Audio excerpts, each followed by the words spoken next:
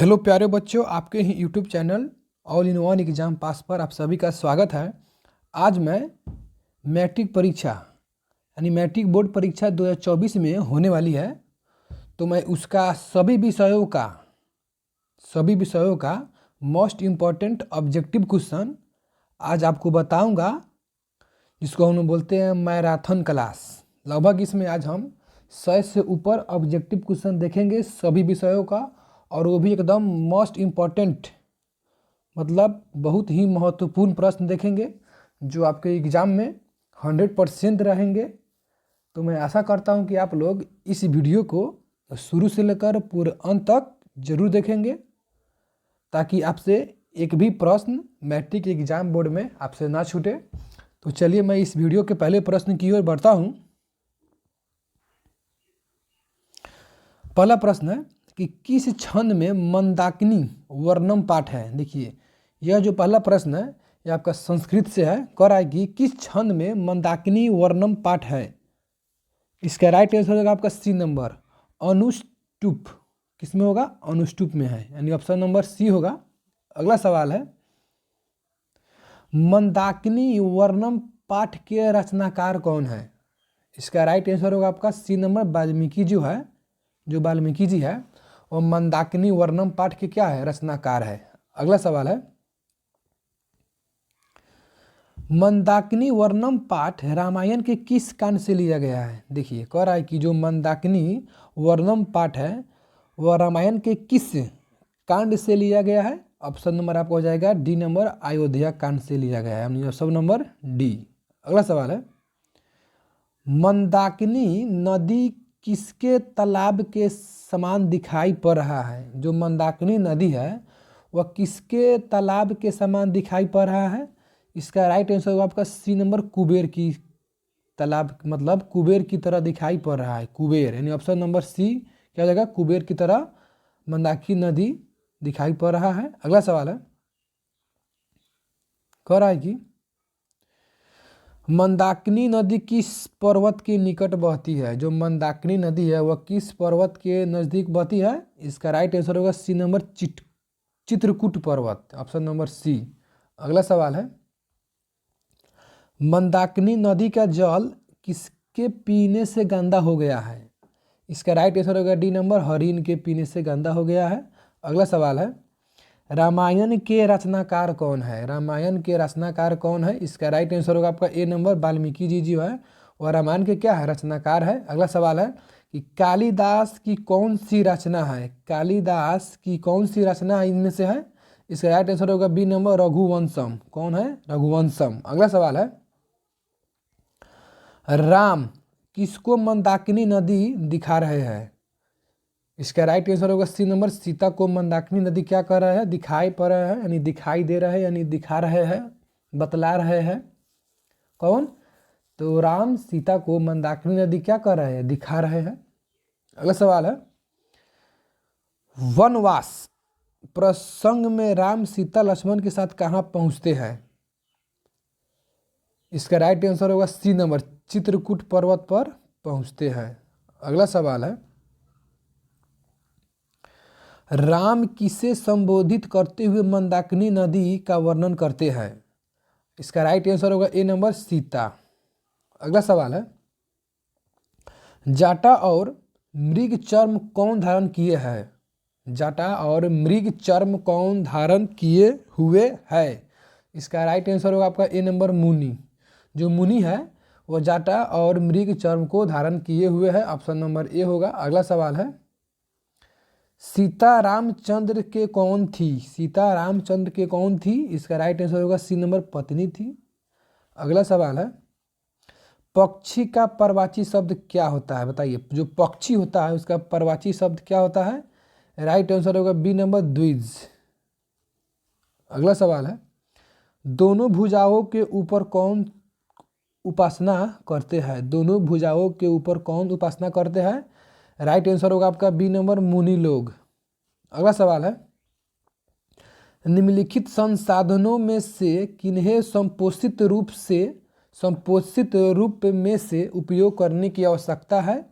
इसका right answer होगा D number, सभी। कोयला, पेट्रोलियम 1। Option number D. अगला सवाल है, विश्व में कितने प्रतिशत भाग में जल पाया जाता है? विश्व में कितने प्रतिशत भाग में जल पाया जाता है? राइट आंसर होगा आपका सी नंबर। 70% क्या है हमारा? जल है। 70% हमारा क्या है? वाटर है। और 30% क्या है? जमीन है। अगला सवाल है, निम्न में से सबसे ऊंचा बांध कौन है? सबसे ऊंचा बांध कौन है? ऑप्शन नंबर ए टिहरी बांध क्या है? सबसे ऊंचा बांध है। अगला सवाल है, गंगा नदी की लंबाई कितनी है? इसका राइट आंसर होगा आपका बी नंबर, लगभग 2500 किलोमीटर गंगा नदी की लंबाई है। अगला सवाल है, टिहरी बांध का निर्माण किस प्रदेश में किया गया है? जो टिहरी बांध है उसका निर्माण किस प्रदेश में किया गया है? ऑप्शन नंबर इसका बी हो जाएगा, उत्तराखंड में किया गया है। अगला सवाल है, उभयलिंगी जंतु कौन नहीं है? उभयलिंगी जंतु कौन नहीं है? राइट आंसर होगा डी नंबर, मछली उभयलिंगी जंतु नहीं है। अगला सवाल है कि प्राकृतिक चयन का सिद्धांत किसने दिया? प्राकृतिक चयन का सिद्धांत किसने दिया? राइट आंसर होगा आपका, इसका राइट आंसर होगा सी नंबर, यानी प्राकृतिक चयन का सिद्धांत डार्विन ने दिया। ऑप्शन नंबर सी होगा। अगला सवाल है, प्रकृति में पाए जाने वाला सबसे महत्वपूर्ण अजैविक संसाधन निम्न में से कौन है? इसका राइट आंसर होगा ए, सबसे क्या है? महत्वपूर्ण संसाधन है। अगला सवाल है, 200 सेंटीमीटर से अधिक वार्षिक वर्षा वाले क्षेत्र को क्या कहते हैं? इसका राइट आंसर होगा ए नंबर, नम क्षेत्र। क्या कहते हैं? नम क्षेत्र। अगला सवाल है कि हिमाचल प्रदेश में स्थानीय सिंचाई की व्यवस्था को किस नाम से जाना जाता था? इसका राइट आंसर होगा आपका, इसका राइट आंसर होगा आपका बी नंबर, कुल्ह। यानी हिमाचल प्रदेश में स्थानीय सिंचाई की व्यवस्था को हम लोग कुल्ह के नाम से जाना जाता था। अगला सवाल है कि द ओरिजिन ऑफ स्पेसिस नामक पुस्तक किसने लिखी है? द ओरिजिन ऑफ स्पेसिस नामक पुस्तक किसने लिखी है? इसका राइट आंसर होगा ए नंबर, डार्विन ने लिखी है। अगला सवाल है कि मनुष्य में कितने जोड़े गुणसूत्र पाए जाते हैं? मनुष्य में कितने जोड़े गुणसूत्र पाए जाते हैं? इसका राइट आंसर होगा आपका सी नंबर, यानी 23 जोड़ा, यानी उसको बोलेंगे 46। अगला सवाल है कि कीटों के पंख, चमगादड़ के पंख किस तरह के अंग है? कीटों के पंख, चमगादड़ के पंख किस तरह के अंग है? समवृत्ति अंग। क्या है? समवृत्ति अंग। Option number C. वर्तमान प्राणियों में से कुछ संरचनाएं ऐसी पाई जाती है जिनका शरीर में अब कोई उपयोग नहीं रह गया, ऐसी संरचनाओं को कहते हैं? ऑप्शन नंबर बी, यानी अवशेषी अंग कहते हैं। क्या कहते हैं? अवशेषी अंग कहते हैं। अगला सवाल है, जिन शब्द की प्रस्तावना किसने की थी? जिन शब्द की प्रस्तावना किसने की थी? इसका राइट आंसर होगा इनमें से कोई नहीं। अगला सवाल है, कौन सा वैज्ञानिक मेंडल होगा यहाँ पर, कौन से वैज्ञानिक मेंडल के नियमों की पुनः खोज से संबंधित है? इसका राइट आंसर होगा ए नंबर, अस्मर्क। अगला सवाल है, गुणसूत्र बने होते हैं, गुणसूत्र किससे बने होते हैं? इसका राइट आंसर होगा सी नंबर, डीएनए तथा प्रोटीन और आरएनए के बने होते हैं, डीएनए। अगला सवाल है कि कोशिका में आनुवांशिक पदार्थ है? इसका राइट आंसर होगा ए, डीएनए है कोशिका में आनुवांशिक पदार्थ। अगला सवाल है कि जीन शब्द किसने प्रस्तुत किया?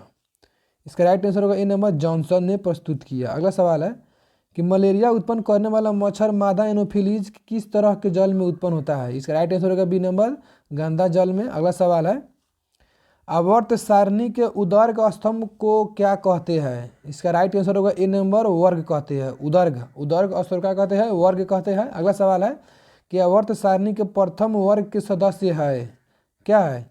इसका राइट आंसर होगा बी नंबर, क्षारीय है। क्षारीय धातु होता है, यानी प्रथम वर्ग के सदस्य। अगला सवाल है, आवर्त सारणी में शून्य समूह तत्व है? इसका राइट आंसर होगा बी नंबर, हीलियम है, He।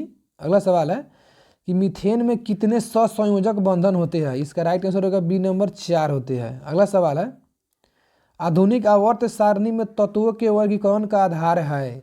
ऑप्शन नंबर डी, परमाणु संख्या। अगला सवाल है, अमोनिया के अणु में नाइट्रोजन एवं हाइड्रोजन के परमाणु की संख्या का अनुपात है? इसका राइट आंसर होगा सी, 1:3। अगला सवाल है, लोहे की परमाणु संख्या होती है, लोहे की परमाणु संख्या कितनी होती है? 26 होती है। अगला सवाल है, आधुनिक आवर्त सारणी में वर्गों की संख्या उदर एवं स्तंभ में समूह की व्याख्या संख्या होती है। ऑप्शन नंबर बी 18 होती है। अगला सवाल है, ओजोन के एक अणु में ऑक्सीजन के परमाणु की संख्या होती है। ऑप्शन नंबर सी यानी 3 होती है। अगला सवाल है, आवर्त सारणी में कितने आवर्त शैक्षित पाए जाते हैं? मतलब 36 पाए जाते हैं। इसका राइट आंसर होगा आपका सी नंबर यानी 7 जो है आवर्त सारणी में 36 पंक्तियां पाई जाती है। अगला सवाल है, इथेन के आणविक सूत्र C2H6 है इनमें से? इसका राइट आंसर होगा बी नंबर 7 संयोजक अबंध है, 7 संयोजक अबंध है। अगला सवाल है, ब्यूटेनोन यौगिक है चतु कार्बन जिसका प्राकृतात्मक समूह है। Option number C ketone. अगला सवाल है, खाना बनाते समय यदि बर्तन की तली बाहर से काली हो रही है तो इसका मतलब क्या है? इसका राइट आंसर होगा बी नंबर ईंधन पूरी तरह से नहीं जल रहा है। यानी अगर आप लोग देखिए गांव देहात में कि अगर चूल्ही पर जो खाना बनता है, चूल्हा पर लकड़ी से बनता हो या गोहरा से बनता हो, तो जब आँच नहीं मतलब वह जलेगा, धुआं होगा तो क्या होगा? मतलब उसका पेनी, बर्तन का पेनी काला हो जाता है। वही अगर जलेगा तो उसका पेनी मतलब क्या होगा? मतलब काला नहीं होगा। तो वही कह रहा है कि अगर कली हो रहा है यानी काली हो रहा है तो क्या कारण है? तो इसका मतलब है कि आग पूरी तरह से नहीं जल रहा है। तो मेन कारण आपका यही है, बी नंबर आंसर। अगला सवाल है, सरलतम हाइड्रोकार्बन है, बताइए सरलतम हाइड्रोकार्बन क्या होगा? मीथेन। यानी मीथेन, यहाँ पर मीथेन लिखा गया है, क्या होगा? मीथेन होगा। मीथेन जो सरलतम क्या है? हाइड्रोकार्बन है मीथेन। मीथेन का आप लोग बता देते हैं कि मीथेन का होता है संरचना सूत्र CH4 और इसका संरचना का बनाएंगे संरचना सूत्र, यह होगा इसका अणुसूत्र।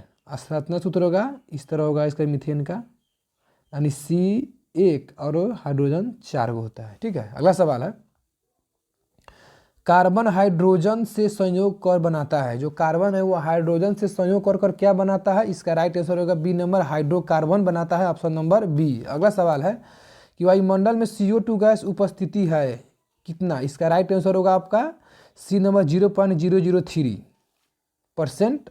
अगला सवाल है कि सल्फ्यूरिक अम्ल का अणुसूत्र क्या होता है? इसका राइट आंसर होगा आपका बी नंबर H2SO4। H2SO4 को हम बोलते हैं सल्फ्यूरिक अम्ल। क्या बोलते हैं? सल्फ्यूरिक अम्ल। अगला सवाल है, कार्बोक्सिलिक एसिड समूह कौन सा है? कार्बोक्सिलिक एसिड समूह कौन सा है? ऑप्शन नंबर बी होगा, यानी COOH क्या है? कार्बोक्सिलिक एसिड समूह है। एथोलिन में कार्बन कार्बन के बीच 2 आबंध मौजूद है जिनमें, इसका राइट आंसर होगा बी नंबर, जिनमें दोनों सिग्मा आबंध है, दोनों सिग्मा आबंध है। अगला सवाल है कि इथेन में कितने सहसंयोजक आबंध हैं? इसका राइट आंसर होगा डी नंबर 7। अगला सवाल है, निम्न में से कौन बायोगैस ईंधन का स्रोत नहीं है? इसका राइट आंसर होगा सी नंबर नाभिकीय ऊर्जा। अगला सवाल है, ग्लोबल वार्मिंग के लिए उत्तरदायी गैस है? इसका राइट आंसर होगा सी नंबर CO2 क्या है? वार्मिंग गैस है। ग्लोबल वार्मिंग के लिए उत्तरदायी क्या है? CO2। CO2 को बोलते हैं हम लोग कार्बन डाइऑक्साइड, CO2 को हम बोलते हैं। अगला सवाल है कि सूर्य तथा अन्य तारों को विशाल ऊर्जा के स्रोत है? इसका राइट आंसर होगा आपका ए नंबर नाभिकीय संलयन। अगला सवाल है कि नाभिकीय विखंडन को नियंत्रित करने में प्रयुक्त होता है, क्या प्रयुक्त होता है? ऑप्शन नंबर सी होगा, यानी एस्केडियम क्षौर का उपयोग किया जाता है नाभिकीय विखंडन को नियंत्रित करने में। अगला सवाल है, किसी नाभिकीय विखंडन में मुक्त ऊर्जा होता है, किसी नाभिकीय विखंडन में मुक्त ऊर्जा कितना होता है? इसका राइट आंसर होगा सी नंबर 200 MeV। अगला सवाल है, ऊर्जा का सबसे अधिक प्रत्यक्ष एवं विशाल स्रोत क्या है? इसका राइट आंसर होगा सी नंबर, यानी सूर्य जो होता है वह ऊर्जा का क्या है? बहुत विशाल स्रोत है। सही बात है, बॉल से कितना हम लोग ऊर्जा ले सकते हैं, लेकिन जो यह सूर्य है वो सबसे क्या है? विशाल स्रोत है। अगला सवाल है, बॉक्स अनुसार कह रहा है कि बॉक्स अनुसार और सौर कुकर में 3 से 4 घंटे में अंदर ताप हो जाता है। इसका राइट आंसर होगा बी नंबर 100 डिग्री से सेंटीग्रेड से 140 डिग्री सेंटीग्रेड। अगला सवाल है कि पवनों का देश कहा जाता है। पवनों का देश किसे कहा जाता है? ऑप्शन नंबर सी डेनमार्क को हम लोग पवनों का देश कहते हैं। अगला सवाल है कि पवन विद्युत जनित्र में उपवन की चाल कम कितनी होनी चाहिए? कह रहा है कि पवन विद्युत जनित्र में पवन की चाल कम से कम कितना होना चाहिए? इसका राइट आंसर होगा ए नंबर 15 किलोमीटर प्रति घंटा। Option number A. अगला सवाल है जीवाश्म ईंधन का उदाहरण है। जीवाश्म ईंधन का उदाहरण क्या है? इसका राइट आंसर होगा आपका डी नंबर ए सभी कोयला, लकड़ी, गोबर गैस। अगला सवाल है सेन साहब की कितनी लड़कियां थी? इसका राइट आंसर होगा आपका बी नंबर 5 लड़कियां थी। अगला सवाल है कि सोफर शब्द का अर्थ क्या है? इसका राइट आंसर होगा ए नंबर ड्राइवर। अगला सवाल है कि मदन अक्सर किसके हाथों से पीटता था? इसका राइट आंसर होगा बी नंबर अपने पिता से। अगला सवाल है कि प्रकाश किस दिशा में गमन करती है? इसका राइट आंसर होगा आपका ए नंबर सीधी दिशा में गमन करती है। अगला सवाल है कि प्रकाश का योग न्यूनतम होता है? ऑप्शन नंबर डी कांच में होता है। अगला सवाल है जीवनानंद दास किस भाषा के कवि है? इसका राइट आंसर होगा सी नंबर बांग्ला। अगला सवाल है कि इनमें कौन सी कृति जीवानंद दास की नहीं है? इसका राइट आंसर होगा डी नंबर भूमिजा। अगला सवाल है कि पाठ्य पुस्तक में संकलित जीवानंद दास की कविता को हिंदी में अनुवाद किसने किया? इसका राइट आंसर होगा ए नंबर प्रयाग शुक्ल ने। अगला सवाल है कि साटती तरारा तिमिर किसकी कृति है? इसका राइट आंसर होगा बी नंबर जीवनानंद दास की है। अगला सवाल है कि लौटकर आऊंगा फिर शीर्षक कविता में उल्लू कहाँ बोलता है? इसका राइट आंसर होगा आपका बी नंबर कपास के पेड़ पर। अगला सवाल है लौटकर आऊंगा फिर कविता में कवि का कौन सा भाव प्रकट होता है? ऑप्शन नंबर ए मातृभूमि प्रेम। अगला सवाल है वनलता सेन किस कवि की श्रेष्ठ रचना है? इसका राइट आंसर होगा बी नंबर जीवनानंद दास की वनलता सेन प्रमुख यानी श्रेष्ठ रचना है। अगला सवाल है लौटकर आऊंगा फिर का प्रमुख वर्ण विषय क्या है? इसका राइट आंसर होगा ए नंबर बंगाल की प्रकृति। अगला सवाल है जीवानंद दास को जाना जाता है। इसका राइट आंसर होगा ए नंबर बांग्ला के आधुनिक कवि के रूप में जीवानंद दास को जाना जाता है। अगला सवाल है कि दही वाली मगमा कहानी का कहानीकारक कौन है? इसका राइट आंसर होगा ए नंबर श्रीनिवास जी है। अगला सवाल है कि दही वाली मगमा कहानी का कथावाचक कहाँ से है? इसका राइट आंसर होगा सी नंबर बेंगलुरु से है। अगला सवाल है मगमा ने बेटे से अलग होने को कहा आज क्या कहा? दोपहर से। अगला सवाल है मगमा का गांव का नाम क्या था? इसका राइट आंसर होगा आपका सी नंबर वेंकटपुर। क्या था? वेंकटपुर। अगला सवाल है रंगरप्पा कहाँ का रहने वाला था? इसका राइट आंसर होगा सी नंबर वेंकटेपुर का रहने वाला था रंगरप्पा। अगला सवाल है रंगरप्पा मगमा से क्या कराएगी जो रंगरप्पा मगमा से कहाँ मिलता है? इसका राइट आंसर हो जाएगा आपका ए नंबर कुएं के पास जो रंगरप्पा है मगमा से मिलता है। अगला सवाल है रंगरप्पा कौन था? इसका राइट आंसर होगा आपका बी नंबर जुआरी था। जो रंगरप्पा था क्या था? जुआरी था, जो जुआ हुआ खेलता है, घूमता फिरता है। अगला सवाल है कि मगमा का बहू का नाम क्या है? मगमा के बहू का नाम क्या है? इसका राइट आंसर होगा आपका बी नंबर नजमा है। क्या है? नजमा। अगला सवाल है कि दही वाली मगमा कहानी किस भाषा से अनुदित है? इसका राइट आंसर होगा आपका बी नंबर कन्नड़ से क्या है? अनुदित है। अगला सवाल है कि बी आर नारायण ने किस कहानी का अनुवाद किया है? इसका राइट आंसर होगा आपका बी नंबर दही वाली मांगमा। बी आर नारायण के लेखक कौन है? दही वाली मांगमा कहानी के लेखक कौन है? B R Narayan. यह क्वेश्चन आपके एग्जाम में अवश्य रहेगा, इसलिए आप लोग इसको ज़्यादा फोकस कीजिएगा। अगला सवाल है तल चिन्ह की सहायता से किसी स्थान विशेष की मापी गई ऊंचाई को क्या कहा जाता है? ऑप्शन नंबर ए स्थानीय ऊंचाई कहते हैं। अगला सवाल है कि मानचित्र में सफेद रंग किस आकृति को दर्शाता है। इसका राइट आंसर होगा सी नंबर, हिमाच्छादित शिखर को, हिमाच्छादित शिखर को। अगला सवाल कह रहा है कि मानचित्र में मैदान को किस रंग से दिखाया जाता है। जो मानचित्र होता है तो उसमें मैदान को किस चित्र से दिखाया जाता है। तो आप लोगों को पता होना चाहिए कि जो होता है मैदान, खेत, मान लीजिए खेत है तो इसमें हरा भरा घास रहता है, आप लोगों को पता होना चाहिए।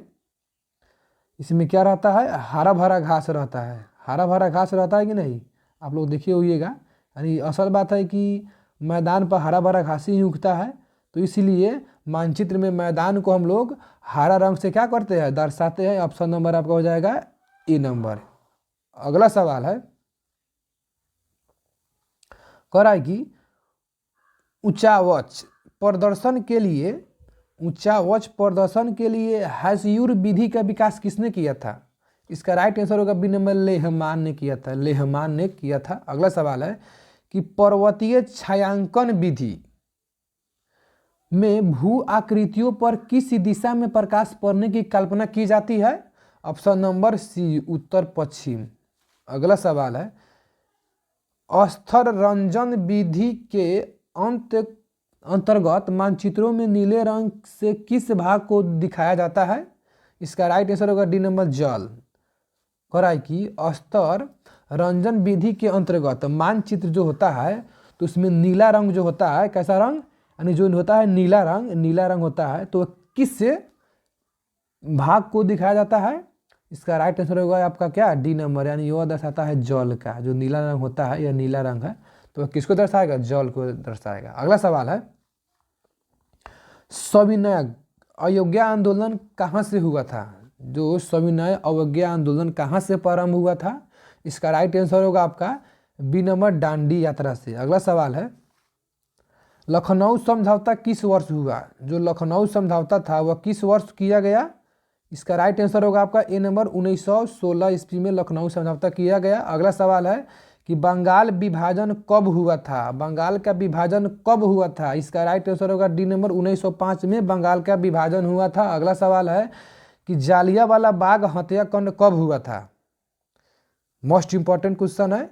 इसका राइट आंसर होगा आपका सी नंबर, 13 अप्रैल 1919 ईस्वी में जालियांवाला बाग हत्याकांड हुआ था। उसमें बहुत सारे लोगों की मृत्यु हो गई थी, आपको पता होना चाहिए।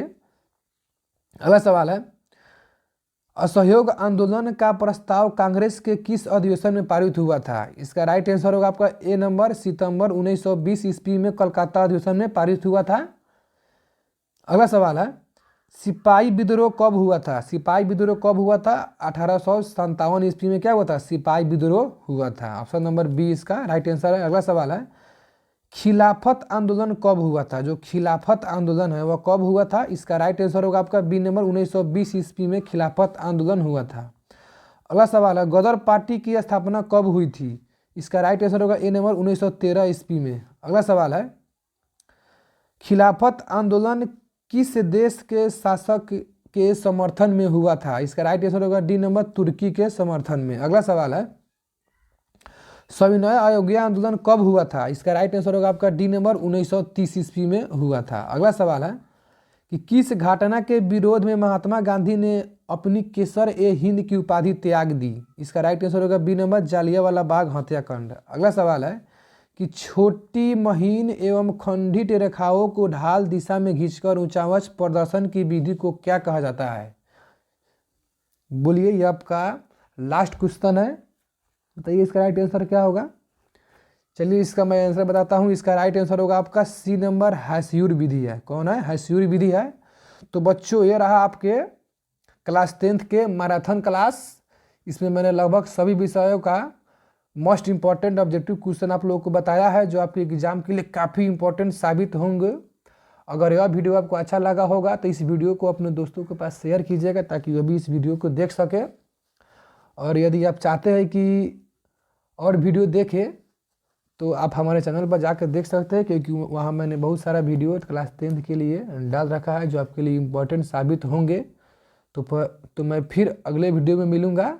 जय हिंद, जय भारत, आपका दिन शुभ हो। वंदे मातरम।